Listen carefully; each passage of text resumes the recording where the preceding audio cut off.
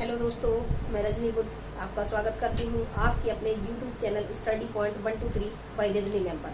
तो आज दोस्तों हम करेंगे त्रिभुजों के बारे में चर्चा। तो आपको पता है ये त्रिभुज जो है ये क्षेत्रमिति यानी मेंसुरेशन का एक पार्ट है, तो हम उसी के बारे में पढ़ेंगे। और जो हमारा मेंसुरेशन है ये हमारा 2D और 3D में बटा हुआ है, यानी 2 डायमेंशन और 3 डायमेंशन। 2 डायमेंशन का मतलब होता है द्विविमीय आकृति और 3 डायमेंशन का मतलब होता है त्रिविमीय आकृति। द्विविमीयों का मतलब होता है जिसमें दो विमाएं शामिल होती हैं, यानी लंबाई और चौड़ाई। और जो हमारी त्रिविमीय आकृति होती है उसमें होता है लंबाई, चौड़ाई और ऊंचाई। तो इसका बेसिक जो है मैं एक आध दिन किसी देर और समझाऊंगी। आज हम सब त्रिभुजों के बारे में चर्चा करते हैं कि त्रिभुज हमारे इनका क्लासिफिकेशन कैसे करेंगे हम, और कितने प्रकार के त्रिभुज होते हैं और इनका क्या फॉर्मूला होता है पेरीमीटर निकालने का, एरिया निकालने का, हाइट निकालने का, इन सेंटर निकालने का, यानी आंतरिक त्रिज्या का फॉर्मूला, बाह्य त्रिज्या का फॉर्मूला। तो हम इस प्रकार के बारे में विशेष चर्चा करेंगे। तो सबसे पहले हम पढ़ेंगे त्रिभुजों के प्रकार के बारे में। इसके बारे में त्रिभुजों के प्रकार तो मैं हिंदी यहाँ बोलूंगी और इंग्लिश बोल दूंगी, तो आप लोग लिख लीजिए। ये हम यहाँ पे पढ़ेंगे हम त्रिभुज यानी त्रिभुजों के प्रकार। आप इसकी इंग्लिश लिख सकते हैं टाइप ऑफ ट्राइंगल। क्या पढ़ रहे हैं आज हम? Types of triangle. तो हमने देखा कि हमारे जो त्रिभुज है हम त्रिभुज का क्लासिफिकेशन दो प्रकार से करते हैं। कितने प्रकार से करते हैं? त्रिभुज का क्लासिफिकेशन जो है हम दो प्रकार से करेंगे। त्रिभुज का क्लासिफिकेशन कितने प्रकार से करेंगे? हम दो प्रकार से। एक करेंगे हम भुजाओं के आधार पर, यानी बेसिस ऑफ साइड, यानी भुजाओं के आधार पर। इसके आधार पर, भुजाओं के आधार पर, बेसिस और साइड, भुजाओं के आधार पर। और जो दूसरा हम पढ़ेंगे ये पढ़ेंगे हम कोणों के आधार पर। इसके आधार पर, कोणों के आधार पर। ये हो जाएगा हमारा बेसिस ऑन एंगल और ये हो जाएगा बेसिस ऑन हाइट के आधार, साइड के आधार पर। तो हम देखेंगे जो भुजाओं के आधार पर हमारे त्रिभुज होते हैं वो तीन प्रकार के होते हैं। कितने प्रकार के? तीन प्रकार के। पहला कौन सा होता है? हमारा समबाहु त्रिभुज। समबाहु त्रिभुज। और जो हमारा दूसरा होता है ये हो जाएगा हमारा विषमबाहु त्रिभुज। क्या हो जाएगा? विषमबाहु त्रिभुज और विषमबाहु त्रिभुज।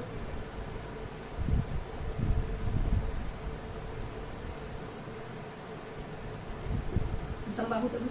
और जो हमारा तीसरा हो जाएगा ये हो जाएगा समद्विबाहु त्रिभुज। क्या हो जाएगा? समद्विबाहु त्रिभुज। तो अब आप देखेंगे कि इसको इंग्लिश में बोला जाता है इक्विलेटरल ट्रायंगल। विषमबाहु त्रिभुज को बोला जाता है हमारा स्केलर ट्रायंगल और इसको बोला जाता है आइसोसेलेस ट्रायंगल। तो हमने ये तो पढ़ लिया भुजाओं के आधार पर कि हमारे त्रिभुज कितने प्रकार के होते हैं? तीन प्रकार के होते हैं। अच्छा, कोणों के आधार पर भी हमारे त्रिभुज तीन ही प्रकार के होते हैं। वो कौन कौन से होते हैं? तो नंबर 1 पे आता है न्यून कोण त्रिभुज। कौन सा होता है? न्यून कोण त्रिभुज। और दूसरा होता है हमारा समकोण त्रिभुज। कौन सा हो जाएगा? समकोण त्रिभुज। और जो हमारा तीसरा होता है उसको हम बोलते हैं अधिक कोण त्रिभुज। क्या बोलेंगे हम? अधिक कोण। क्या बोलेंगे हम? अधिक कोण त्रिभुज। तो देखिए कैसे। अब हम थोड़ा सा इनके बारे में समझ लेते हैं, या फिर हम एक एक के बारे में तो समझेंगे ही। तो हमने अगर भुजाओं के आधार पर क्लासिफिकेशन किया है तो भी हमारा तीन प्रकार से होता है। कोणों के आधार पर क्लासिफिकेशन किया है तो भी हमारा तीन प्रकार से होता है। भुजाओं के आधार पर किया तो ये होता है समबाहु त्रिभुज, विषमबाहु त्रिभुज, समद्विबाहु त्रिभुज। और यहाँ पे कोणों के आधार पर हमने किया है तो ये होता है हमारा न्यून कोण त्रिभुज, समकोण त्रिभुज और अधिक कोण त्रिभुज। न्यून कोण त्रिभुज को इंग्लिश में बोलते हैं acute triangle, right angle triangle, और इसको बोलते हैं ऑब्ट्यूज ट्रायंगल। अब हम देखेंगे, अब हम इसमें से एक एक प्रकार को उठाएंगे और उसका विस्तार से अध्ययन करेंगे। तो आशा करती हूँ कि इतना आपने समझ लिया होगा कि त्रिभुज का जो वर्गीकरण है हम दो प्रकार से करते हैं, कोणों के आधार पर और भुजाओं के आधार पर। और हम देख रहे हैं यहाँ पे भुजाओं के आधार पर जो हमने क्लासिफिकेशन किया है कि समबाहु त्रिभुज, विषमबाहु त्रिभुज और समद्विबाहु त्रिभुज। तो हम यहाँ पे अब बात कर रहे हैं समबाहु त्रिभुज की। इसकी बात कर रहे हैं समबाहु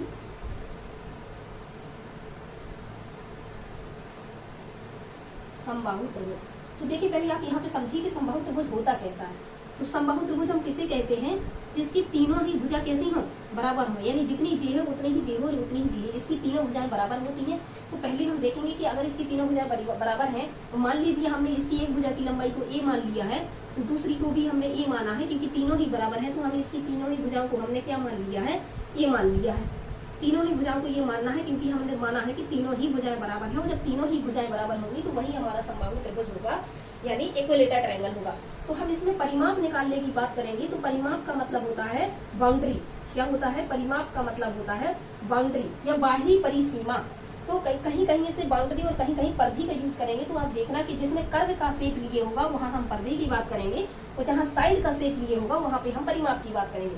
परिमाप यानी इंग्लिश में इसको बोलेंगे पैरामीटर, पेरीमीटर। तो देखेंगे पेरीमीटर मतलब एक परिमाप, एक भुजा प्लस दो भुजा प्लस तीन भुजा। तो परिमाप का मतलब ही होता है तीनों भुजाओं का जोड़, मतलब 3a। तो हमारा जो शॉर्ट में फॉर्मूला बन जाएगा इसका परिमाप का, वो क्या बनेगा, 3a।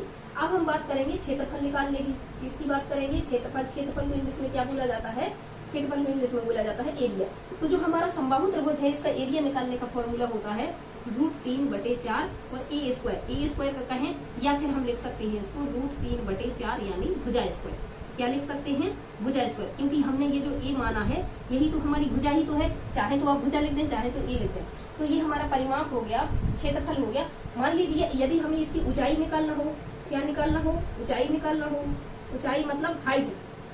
अगर हमें इसकी हाइट निकालना हो तो हाइट का फॉर्मूला क्या बनेगा, हाइट का फॉर्मूला बनेगा √3/2 ए स्क्वायर। और ए भी जो है नहीं, ये नहीं होगा, स्क्वायर नहीं होगा, यहाँ पे सिर्फ ए है।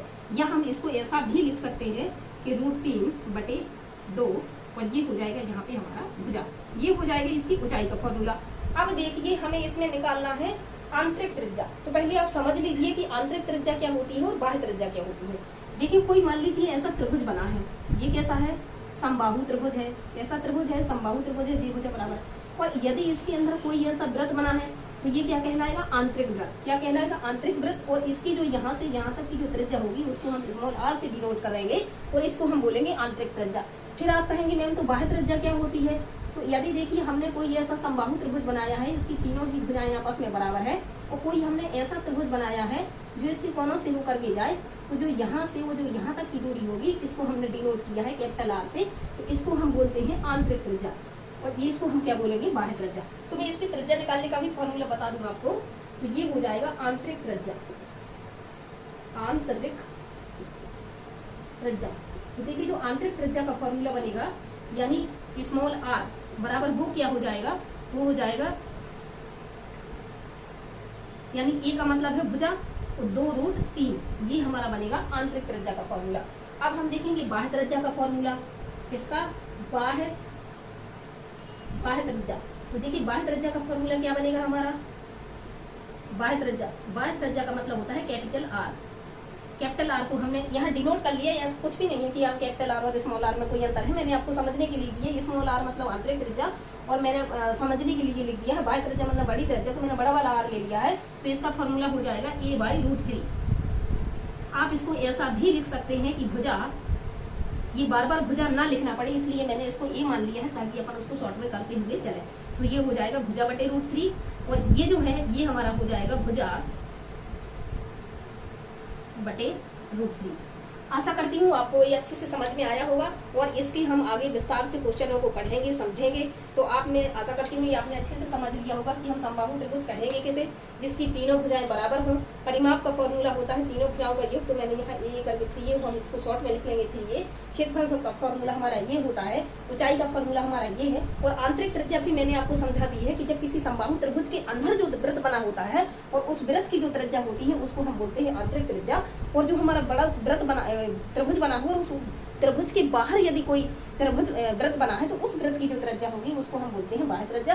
तो ये हमारी आंतरिक त्रिज्या और ये हमारी बाह्य त्रिज्या का फॉर्मूला बनेगा। आशा करती हूँ कि आपको समबाहु त्रिभुज अच्छे से समझ में आया होगा। अब हम पढ़ेंगे यहाँ पे विषमबाहु त्रिभुज के बारे में, इसके बारे में अब हम पढ़ेंगे यहाँ पे विषमबाहु त्रिभुज के बारे में। चलिए देखते हैं विषमबाहु त्रिभुज क्या होता है। विषमबाहु त्रिभुज को समझने की कोशिश करते हैं।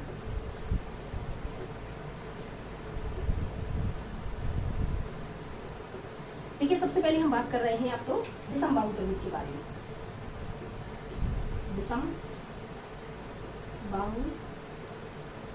त्रिभुज, तो जो हमारा विषमबाहु त्रिभुज होता है वो कैसा होता है। देखिए हमने इसकी तीन भुजाएं ली हैं और इसकी तीनों ही भुजा अलग अलग है। हमने इसको ए मान लिया है, इसको बी मान लिया है और इसको सी मान लिया है।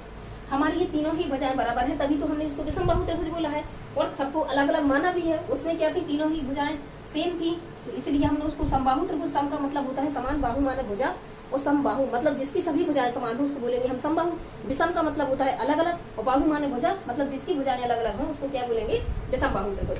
अब हम देखेंगे कि विषमबाहु त्रिभुज, ये तो हमने त्रिभुज के बारे में समझ लिया कि जिसकी तीनों भुजाएं अलग अलग हों उसे हम क्या बोलेंगे, विषमबाहु त्रिभुज। हमें निकालना है विषमबाहु त्रिभुज का परिमाप। तो देखिए इसका परिमाप क्या बनेगा, तो परिमाप का फॉर्मूला तो वही होता है कि सभी भुजाओं का जोड़ यानी a प्लस बी प्लस सी। तो ये हमारा हो गया परिमाप। परिमाप को हम किससे डिनोट करते हैं, पेरीमीटर यानी पी से। तो ये हो गया हमारी परिमाप का फॉर्मूला। अब हमें इसमें देखना है क्षेत्रफल के बारे में। किसके बारे में, क्षेत्रफल के बारे में। तो क्षेत्रफल को हम एरिया से डिनोट करेंगे। तो हमने यहाँ पे ए ले लिया है, ये बोलते हैं क्षेत्रफल को, तो हमने यहाँ पे ए ले लिया है। तो इसका जो पहले वो फॉर्मूला बनेगा, पहले मैं इसको आपको बता दूं। क्षेत्रफल से पहले हम निकाल ले रहे हैं यहाँ पे अर्ध परिमाप। क्या निकाल रहे हैं, अर्ध परिमाप। तो देखिए अर्ध परिमाप का फॉर्मूला क्या बनेगा, तो अर्ध परिमाप का फॉर्मूला बनेगा, पहले अर्ध परिमाप को हम बोलते हैं सेमी पैरामीटर। क्या बोलते हैं, सेमी पैरामीटर में। तो मैंने यहाँ एस से लिख लिया है, तो एस बराबर हो जाएगा ए प्लस बी प्लस सी बटे 2। तो यहाँ से हमारी एस की वैल्यू आ जाएगी। अब हम निकालेंगे इसमें क्षेत्रफल। क्या निकालेंगे, क्षेत्रफल। तो जो हमारे क्षेत्रफल का फॉर्मूला बनेगा, क्षेत्रफल का मतलब है ये एरिया। तो अब इसका फॉर्मूला देखिए क्या बनता है। ये इसको एक दूसरे नाम यानी हेरोइन के नाम, हेरोइन के फॉर्मूला के नाम से भी जाना जाता है। यहाँ पे हो जाएगा S minus A, S minus A, S minus B, S minus C. आप यहाँ पे समझ सकते हैं ये जो एस है ये वही है, सेमी पैरामीटर है, यानी ये हमारा अर्ध परिमाप है। और जो ए बी सी लिखा है ये हमारी त्रिभुज की भुजाएं हैं। तो इस प्रकार से हमने इसका अर्ध परिमाप का फॉर्मूला और त्रिभुज का फॉर्मूला देख लिया है। अब हमें इसमें देखना है आंतरिक त्रिज्या और बाह्य त्रिज्या का फॉर्मूला। इसका देखना है हमें आंतरिक त्रिज्या और बाह्य त्रिज्या का फॉर्मूला। तो इसमें भी आप देखिए कि जैसे मान लीजिए हमने कोई ऐसा त्रिभुज बनाया, कैसा बनाया है, ये बनाया। मान लीजिए ये भुजा की लंबाई हमारी ये है, इसकी लंबाई बी है और इसकी लंबाई जो है वो हमारी सी है। और इसके अंदर यदि हमने कोई त्रिभुज बनाया है, क्या किया है, यदि हमने इसके अंदर कोई त्रिभुज बनाया है तो यहाँ से यहाँ तक की जो दूरी है वो क्या कहलाएगी, आंतरिक त्रिज्या। और हमने कोई ऐसा त्रिभुज बनाया है, ऐसा त्रिभुज बनाया है जिसकी ये लंबाई ये है, ये वाली भुजा बी है और ये वाली भुजा सी है। और इसके बाहर कोई यदि हमने ऐसा त्रिभुज बनाया है तो उसको हम बोलते हैं बाह्य त्रिज्या यानी कैपिटल आर से हम इसको डिनोट कर रहे हैं। तो हम यहाँ पे फॉर्मूला लिख रहे हैं आंतरिक त्रिज्या का। इसका आंतरिक त्रिज्या, तो देखिए आंतरिक त्रिज्या का फॉर्मूला यानी स्मॉल आर। स्मॉल आर का फॉर्मूला क्या बनेगा आंतरिक त्रिज्या का। तो इसमें आंतरिक त्रिज्या का फॉर्मूला होगा हमारा कि ये जो हमें त्रिभुज दिया होगा, जो कौन सा त्रिभुज, विषमबाहु त्रिभुज। तो हम यहाँ पे क्या लिखेंगे कि त्रिभुज का क्षेत्रफल, त्रिभुज का क्षेत्रफल,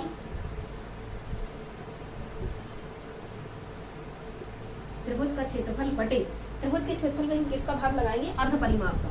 किसका लगाएंगे हम, अर्ध परिमाप का, अर्ध परिमाप।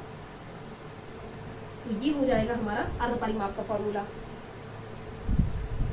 इसी हम जैसे सिंबल के रूप में लिखें तो हम लिखेंगे एरिया ऑफ त्रिभुज का क्षेत्रफल मतलब। और यहाँ पे अगर हम एस लिख देंगे तो यही हमारा भाषा छोड़ के किसके फॉर्म का फॉर्मूला हो जाएगा, सिंबल के फॉर्म में। अब अगर हमें इसकी बाह्य त्रिज्या देखनी है, देखिए तो क्या लिखेंगे हम, बाह्य त्रिज्या।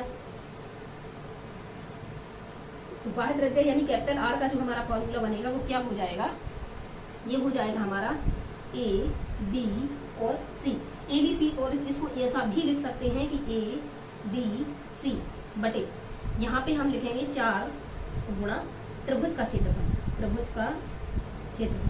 तो देखिए यहाँ पे जो ए बी सी लिखा है इसका मतलब है इसमें जो भुजाएं दी गई हैं उन तीनों भुजाओं का ऊपर गुणनफल लिखना है और नीचे क्या लिखना है, त्रिभुज का क्षेत्रफल निकाल के उसमें 4 का गुणा करके और ऊपर उसमें भाग लगा देना है। तो ये हमारी निकल आएगी बाह्य त्रिज्या। आशा करूंगी आपको विषमबाहु त्रिभुज भी अच्छे से समझ में आ गया होगा। इसकी तीनों ही भुजाएं अलग अलग है, इसकी क्या है, तीनों ही भुजाएं अलग अलग है। तो जिसकी तीनों भुजाएं अलग अलग हो उसी को तो हम विषमबाहु त्रिभुज बोलते हैं। तो हमने ये विषमबाहु त्रिभुज में इसके फॉर्मूले के बारे में सीख लिया है। अब हमें देखना